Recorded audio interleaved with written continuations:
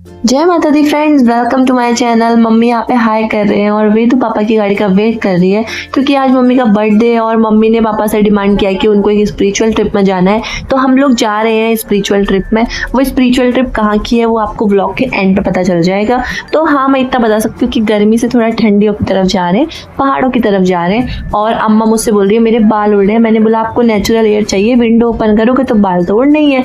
उसके बाद हमने सोचा क्यों ना रास्ते से पहाड़ी फ्रूट्स लिए जाएं और ये खाए जाएं, क्योंकि हम बाहर का कुछ खा नहीं सकते थे क्योंकि जब तक दर्शन नहीं होंगे हम लोग कुछ ऐसी वैसी चीज़ें नहीं खाने वाले थे। तो पहाड़ी फ्रूट्स हमने लिए और मुझे आड़ू इतने पसंद है, ये देखो आड़ू। फिर हम पहुँचे काठ गोदाम, कितनी अच्छे से हमारी पहाड़ी संस्कृति दर्शाई गई है। उसके बाद हमने सोचा रानी बाग से ऊपर आने के बाद बहुत देर से सफ़र कर रहे हैं, क्यों ना एक टी ब्रेक लें। टी ब्रेक लिया और कुल्हड़ वाली चाय भी मज़ा ही आ गया। फिर हम यहाँ से जल्दी से निकले क्योंकि हमें जल्दी वहाँ पर पहुँचना था। भीमताल पहुँचने के बाद हमें पता चलता है कि अब हम अपना व्हीकल यहाँ से आगे नहीं लेके जा सकते। व्हीकल पार्किंग पर लगाने के बाद हमें एक बस दी, वहाँ पे उन्होंने पर्ची काटी और अब हमें बस से आगे जाना था।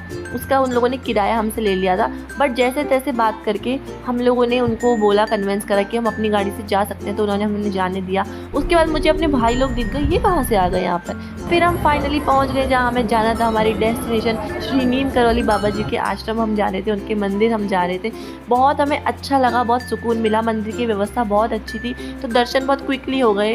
हाँ, ज़्यादा देर वहाँ खड़े नहीं होने दे रहे थे क्योंकि भीड़ बहुत थी और ये सब लोगों को समझना चाहिए कि उनको भी ऐसी व्यवस्था करनी ही पड़ेगी।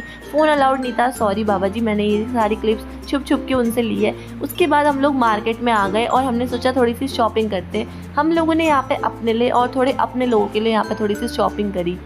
अब बारी थी घर वापस जाने की। हम लोगों को जल्दी यहाँ से वापस जाना था क्योंकि चोर गलिया में रास्ता बार बार बंद हो जा रहा था आते टाइम। इस वजह से हमें बहुत प्रॉब्लम हुई थी, तो हम लोग पापा की गाड़ी का वेट कर रहे थे और ये हम निकल पड़े। फिर हमने लस्सी का एक ब्रेक लिया और मुझे भुट्टा खाना था, तो हमने भुट्टा भी खाया वहाँ पर, क्योंकि जाते टाइम हम नहीं खा सकते तो हमने आते टाइम भुट्टा खाया।